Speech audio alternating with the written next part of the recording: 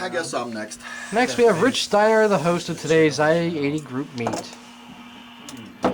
Back when we started the club in Clarion, they decided, I guess it was around 92 or 91, they decided they're gonna model the LAF&C Railroad from Clarion down to Somerville. And they wanted to have all the buildings the same, just the way it would be out there in real life and the whole bit. So we had one guy, he built Carter Lumber, and he did a fantastic job on Carter Lumber, and I got the wise idea, well, if he's going to do that, I'll do Wayne Feeds, which is just down the road from Carter Lumber. Carter Lumber's right up, yeah, Carter Lumber would be right over here, over in this area right here, and 322 is right behind here. So I decided I was going to build this silo thing, and just the way it is, just the way it was, and the way it's set. And the LAF&C did put a car in there once a week for cow feed, milk, dairy feed. So this is my first really actually attempt to scratch. And I thought, now how am I going to build this thing? And I wasn't aware of Plastrut or any other products out there when I started this. This was all done by pieces of stuff that I happened to have laying around or ideas what to use. So the first thing was to go out and take some pictures of this thing.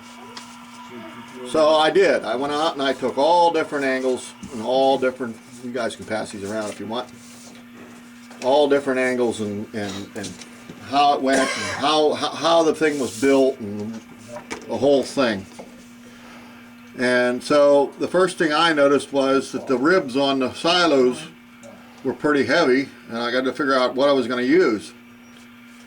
And I got to thinking, well, let's see, if I put on there fishing line, because I didn't know anything about Plastrut at the time, that would probably work.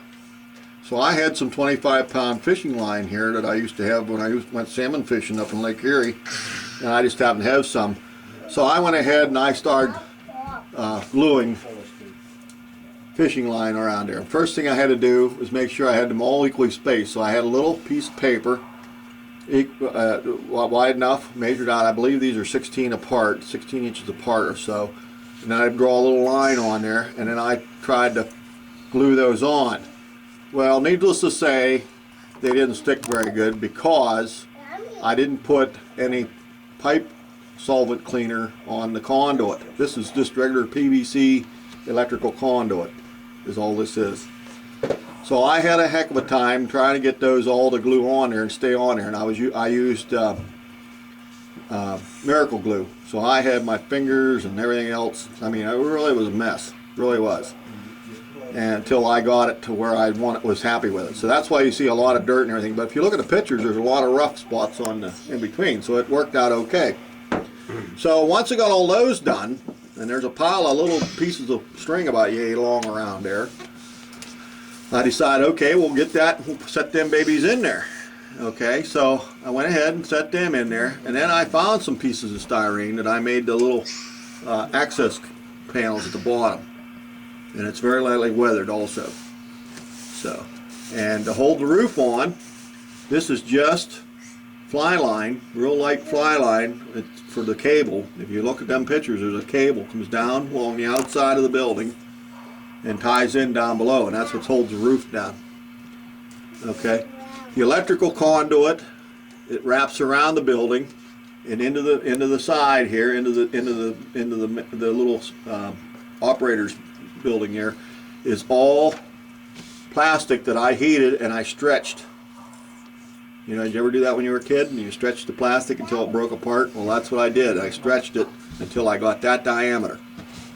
Okay, and then I cut it to corn to Hoyle, and that's just a little clear glass. That's just a little piece of glass or clear plastic sprue that I found that I made for the meter socket. Okay, now the back part of this little building here, that's about one time I thought, well, boy, that'd be nice if I could figure out how to build this thing board by board. So I did happen to find some plastic, some evergreen styrene. And that was my first experience with this styrene stuff. So I built myself a frame And that's all put in there board by board, one board at a time, and those are 2 by 8 or 1 by 8 boards is what those would measure out to in real life. And I had some Campbell, regular metal Campbell roofing for the roofs, and then I weathered them. And for the little control building is basically cardstock, and I just took my pencil because I was running out of time at the time. This was for a Brigham Bragg one. This one I think was my second Brigham Bragg or first Brigham Bragg maybe. And I was running out of time, so I just took my pencil and I just drew in the block on the side, which don't look too bad if you're sitting. Yeah. If it's sitting back, you can't hardly tell it. And there's a big crack in the wall, so that's why it's heavy. The pencil mark's heavy there, on there. To get that gray look there, I just took a pencil and just kept lightly going up and down because you can tell on the picture the whitewash on the little hopper. It's all wore off, and that's gray boards.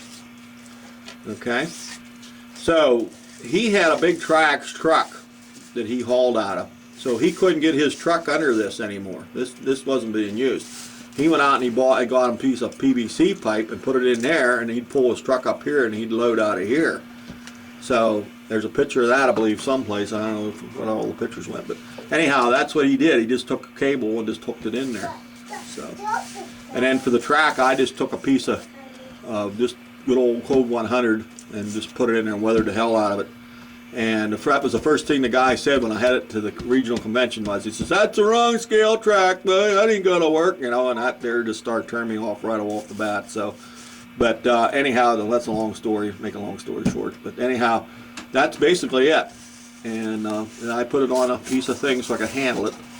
But it would be very easily put on the layout if we just took an X-Acto knife and just cut very gently around all the bottom edges, and it would pop right off of there. I have a feeling it would. But it was made for the club layout, but then we found out that there was no room for it. This thing has to set this way, and this is the owl way out here. There's no place to put it. And I said, well, we'll put a shelf there. And I said, no, we ain't gonna do that because then everybody and his brothers are gonna be hitting it. So that's why it ended up and never got on the layout. But that there is definitely the building that would sit out at Strattonville, and that's supposed to be Strattonville. Wayne feeds in Strattonville. So any Looks questions? very good. The little trick to this roof, those judges down there couldn't figure out how I got that roof up in here. He couldn't figure out how I did that. This thing only got 78 points at the regional. About out of how many?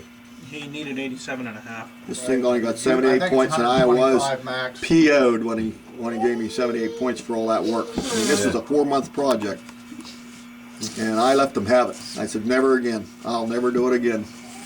So, but anyway, to do this, before you set, put him into a diorama. yeah, it was Because it was supposed on a base. because the base was there, and he put me in a instead of just regular modeling, it had a base, and I said, well. Yeah, you shouldn't have had all that decorations on the base. So I said, well, I look like hell with that blue styrene. That wouldn't set the building off. You know. Yeah. And I'm up against a guy that had $100 steam engines in there. Steam engine tractors. You look them up in the Walthers. Yeah. They're like $200 for them little, you know, and that's what he had in there. He had one tore down and the other one they were rebuilding. And I mean, he had a diorama. But it took him a year to do it. But anyway, to get back to this roof, they couldn't figure out how I did this roof, and then on that thing it shows it's pretty well. He's got it pretty well tarred up to seal this, so we can get down into his motors. And basically, what I did, you have to think ahead a little bit. You lay the piece of metal down flat, and then set the 2 silos down on top of that, and then trace that out, so you'll have this radius on there. You have to think ahead on that. So that's what they couldn't figure out, and I didn't tell them either. This little piece up here, if you look on that top of that thing, couldn't figure out what am I going to use for that piece. And all that is just a sprue off of whatever. I just save all my sprues, and that just happened to be the right angle, and that's what I got up there. I couldn't build anything better than that. So, because this is an auger that goes down through, And of course, my cement works a little better than his because the frost got to it. But yep. And that's the way it is. It's just all high weeds and everything around it. There's no nice grass or anything around it. So that's it. So this is a little better picture of it here. Thank you, Rich. Looks good. Puppy, I want country. Very nice. Okay, we're about